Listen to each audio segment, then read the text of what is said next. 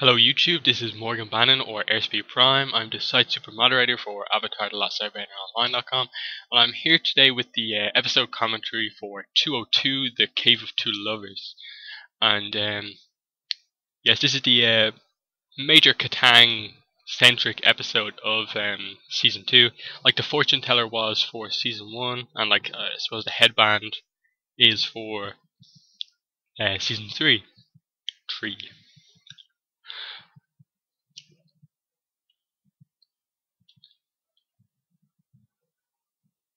I always find that when I watch these episodes, I always am interested in that opening narration from Qatar. Like you see it in front of every episode, but I always end up kind of watching it enthralled. Like just kind of it leads you perfectly into, okay, we're in the middle of a war. That's always in the background at the start of every episode.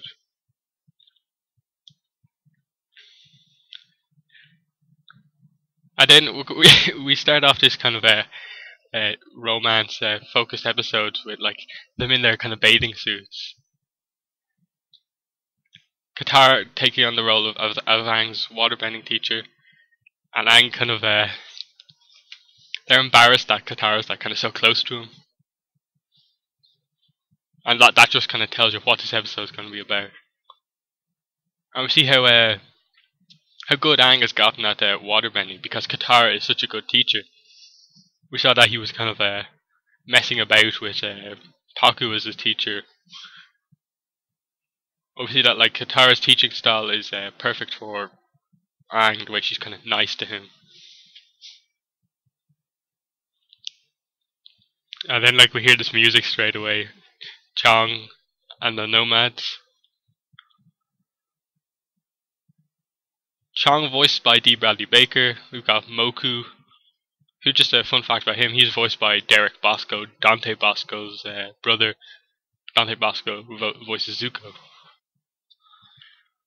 The only nomads named are Chong, the main guy, wife Lily, and Moku. And then just the voice is just amazing for Chong, especially given that it's pretty much D. Bradley Baker's kind of first speaking role in Avatar, and we know that in Korra he will be voicing a character too, as well as the animals.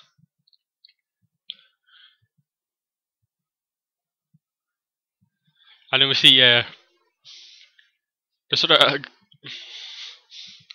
the intelligence of Iroh, in that like he knows about all these flowers, but like he doesn't fully know all the information.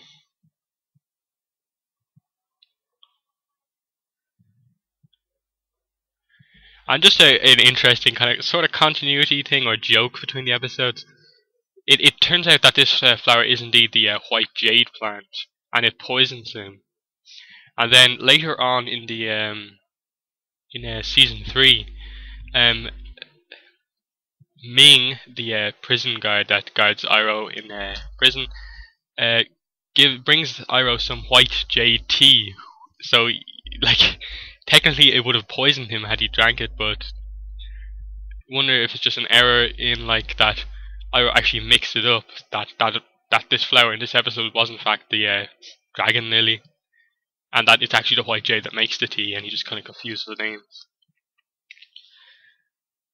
And then once again we get the kind of that Sokka is easily kind of frustrated by people who don't are not very serious.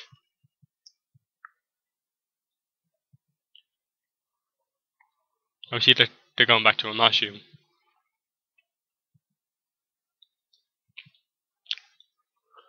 And just the way they were kind of refused to listen to Sokka.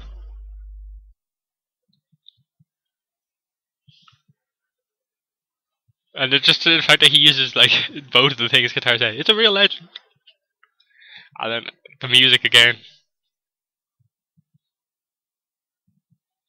Just the way they're so relaxed, and like Moku lying down and he's still playing the drum. The braiding Appa's hair.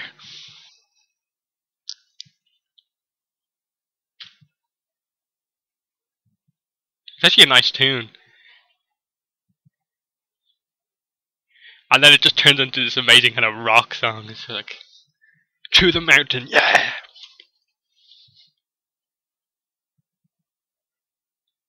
Secret Tunnel, I would put it on the short list for best original performance in Avatar: The Last Airbender. That, along with Iroh's like 4 seasons, Iroh's little soldier boy,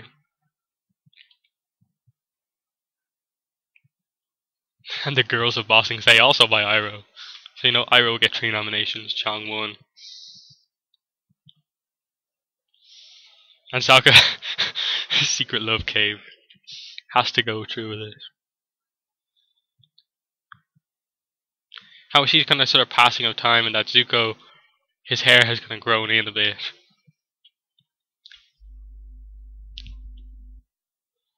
So there we see that what Iroh thought was the white jade, what the dragon lily to make proper.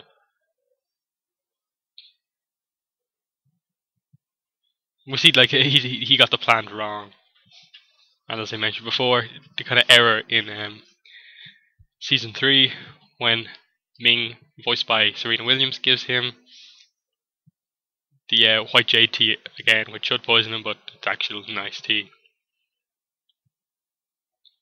And here's this great scene. It's like killed or turned over to Azula, which is worse. And like they prefer to be killed rather than be in Azula's clutches.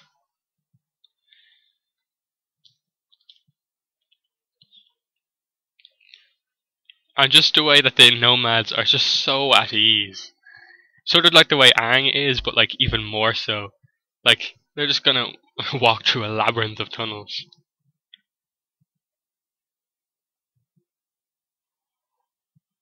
And then they mention just the curse as they're walking in.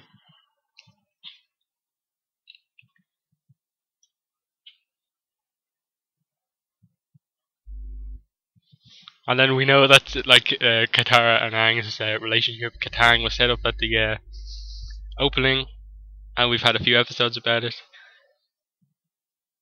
And it's just the way he remembers the rest of the song right there. And die.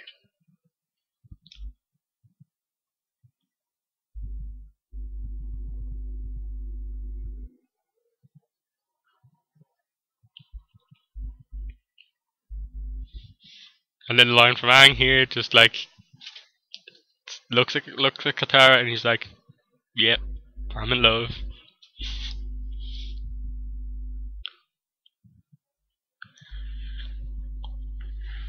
Appa does not like underground, as we'll find out. Oh. And then the Fire Nation soldier here, he's just like, "Haven't you heard the song?"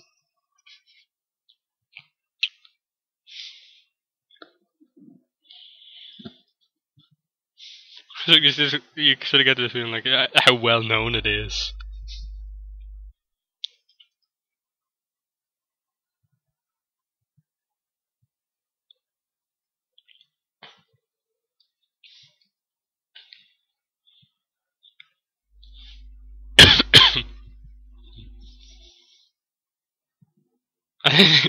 she lights up the other 4, thinking that like they all won't like burn at the same time. Sokka, like resourceful as ever, tries to make a map, but like we know that like it's like a curse. It is a kind of like magic thing. He's a skeptic, so like obviously his map won't work. And here we're introduced to song.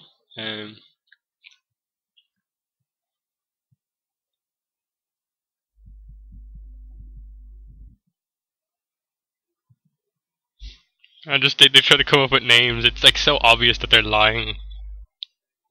He calls himself Lee. He just like rhymes something with Lee. Mushi.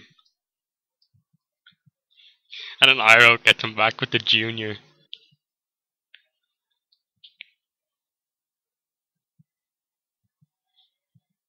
And then we have this thing of Zuko sort of always refusing people's kindness. In a way. Always kind of not showing kind of the respect of just accepting it. He did it with Zhao at first, but he sort of knew that Zhao was his enemy, but he does it here as well. And then Aang there, he was fully confident in the love, and then he's just like, oh, there's a cave in. I'd like a map too.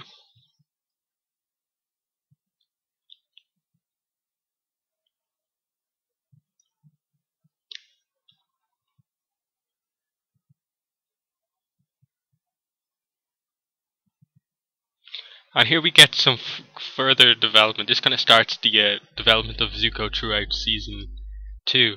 He hears this story from Song about the kind of horror of the Fire Nation, what they really do. He's kind of been banished, or kind of away from what the Fire Nation has done.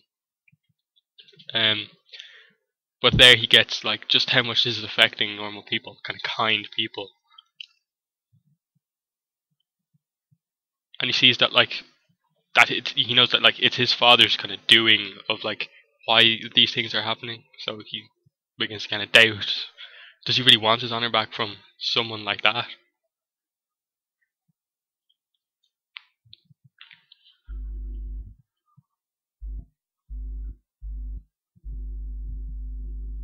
And then we have the wolf bats here.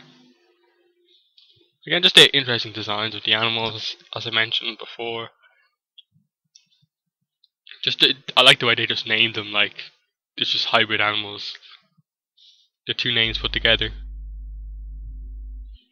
Appa panics, being underground and confined, can't fly really, and causes a cave in, which ultimately like, it splits up the group, and it means that like the rather than just sticking together and getting through it, kind of focusing on like maybe the love of Chong and Lily, they have to kind of focus on the love together in their like separate groups, and like conveniently Aang and Katara are together with Appa. We know Aang loves Appa, Appa loves Aang. And then we got the hint at the start: Aang loves Katara kind of in a romantic way. And in the previous episode, we got that Katara loves Aang in what she said to him, but we don't know yet if that's just kind of like as a kind of family member brother thing, or is it like a romantic thing too.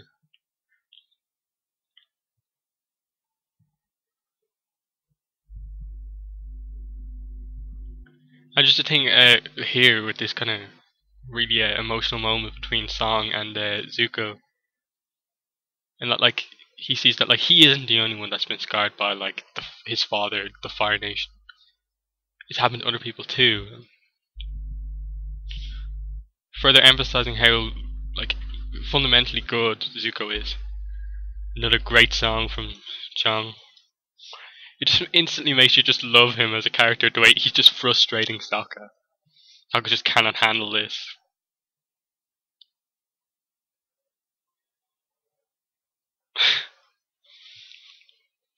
He only has Momo for company, really, among these guys.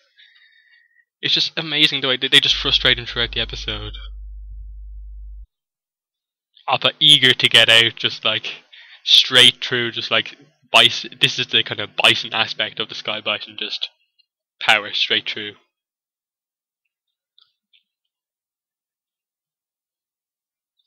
It's interesting that the Sky Bison is actually got, I believe it's combination Sky Bison and Manatee as well.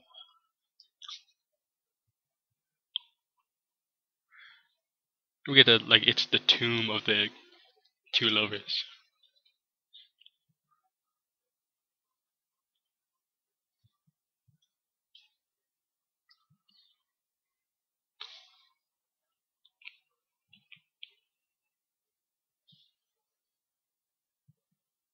And then we switch to this amazing art style here for the kind of past, the long distant past, which I think that they do in a few episodes, and it's really well done. This is really traditional kind of Asian style of animation here. It reminds me of the game for Wii and PlayStation 2 if you ever played it, Okami. And then we get Badger Moles introduced. Badger Moles thought the first Oma and Shu are the first human earthbenders, and we get the backstory on why there's a labyrinth of things. Ultimately, the episode is about love.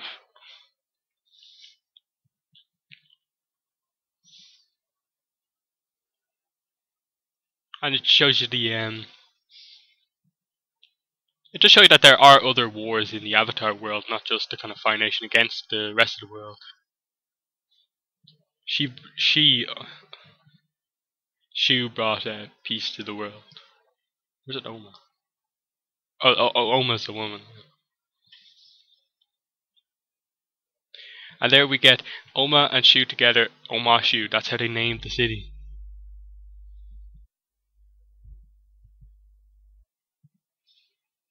And then we get the kind of line that defines this episode, love is brightest in the dark. That's why it leads them to the cave.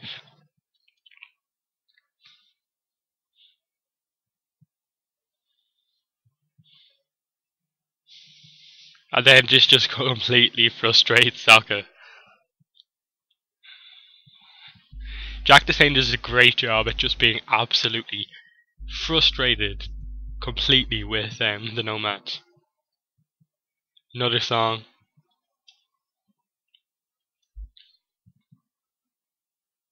And here is the start of really Katang on Katara's side. We got a little hint at it in the fortune teller, but it's here. She is the one who comes up with the idea to kiss Aang, which kind of, she saw them kissing and just thought like, maybe we'll get some light if we kiss. But then she sort of realizes that like, she's so kind of happy when she mentions it that like she likes the idea of Aang kissing with the kind of her blushing there. And Aang just kind of like, this is the kind of thing he's dreamed of. And then, but he knows that they're kind of, there's friendship between them.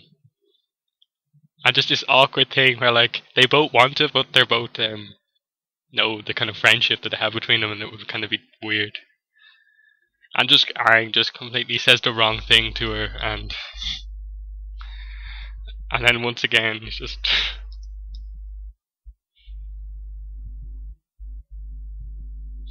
just infuriates him. And it's just what Aang says to himself, what is wrong with me? And just the way that Zach Tyler Eisen says that. Amazing.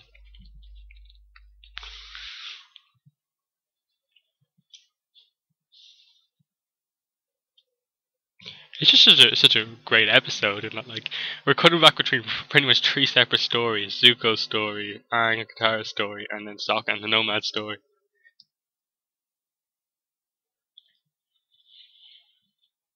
Like season 2 is kind of like, the big thing about season 2 is Zuko's journey, like kind of defined by the episode Zuko alone. And like Song instantly knows about Zuko. And then her mentioning the Avatar, she's has hope that he'll bring balance to the world. But here again, we're sort of beginning to see him like turn with the stuff from the Blue Spirit, the stuff from the previous episode about being so frustrated with Azula for lying to him that Ozai does not want him back yet. And then this, hearing about the cruelty of the Fire Nation.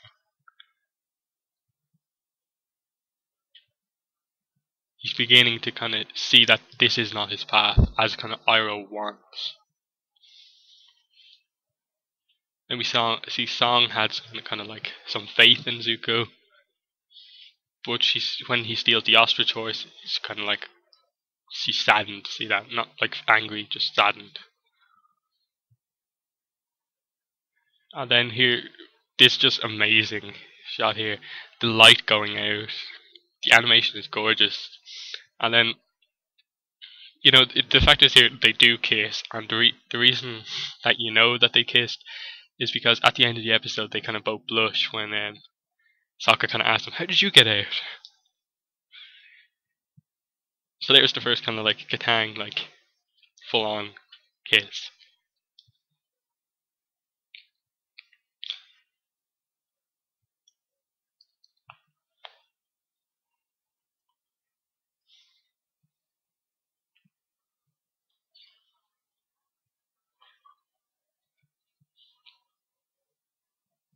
I see that the wolf bats are kind of the natural the badger moles are the natural predators of kind of like wolf bats. And here we see badger moles as They're probably kind of the most obvious in terms of the animals that can bend. Like Appa, you kind of tell like he's slamming his tail down. He's breathing out, doing these massive air blasts. With the dragons, they're breathing fire, like we know about. But with the badger moles, it's just them kind of like in touch with the ground, their movement, making the earth move. And then, like, obviously the kind of moon kind of controls the tides, that sort of water bending thing. And then when we later find out about kind of Toph being taught earthbending by the badger moles, and the fact that like they are the original earthbenders, it's just great. It's kind of like there's this kind of ancientness about the badger moles in that way. The way they are blind, we get it right here. I see that that Aang and Katara were still holding hands there as we kind of go back to the scene. They hug. And Aang kind of immediately wants to talk about that kiss. Katara sort of has got over it already. Kind of echoing what like she will be like in season 3 when Aang really wants to talk about their relationship. We see kind of relief on Appa, just kind of collapses, delighted to be out of that death trap, as he would say. And then we see just they got out so easily, and then Sokka just blows up like half the mountain getting out. It's just different styles. You say we let love lead the way. We let huge, ferocious beasts lead ours. And then we see the reunion of Appa and Momo. BFFs. And then we see that Sokka has been face palming the whole episode, which is why his forehead's red. Only that now Chong realizes that Aang is the Avatar. We see his red forehead get even redder. So he gives him some advice now.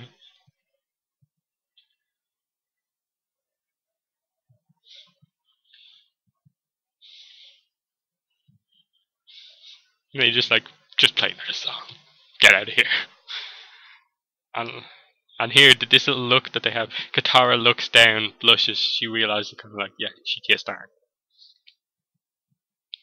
That tells you that they did kiss. Or else if they didn't, it just tells you that like she wanted to. She really does care about Aang in more than just like a friend or brotherly way. And then massive cliffhanger, probably one of the biggest of the series. In that like we know from episode 5 that Omashu was like one of the was completely under the Earth Kingdom control, and now we see it completely under Fire Nation control.